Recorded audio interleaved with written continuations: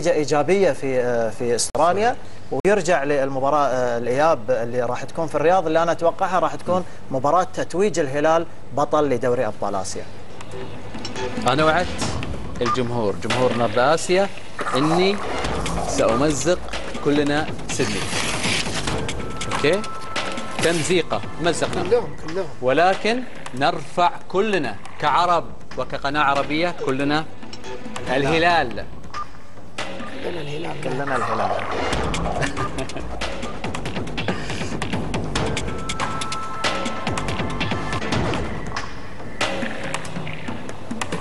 إذا كلنا الهلال، وإن شاء الله الفوز للهلال، والبطولة إن شاء الله هلالية سعودية خليجية عربية، والكل كما قال راشد هنا في قطر، إن كان في البحرين، إن كان في الإمارات، إن كان في عمان، إن كان في الكويت، الكل يريد أن يفوز.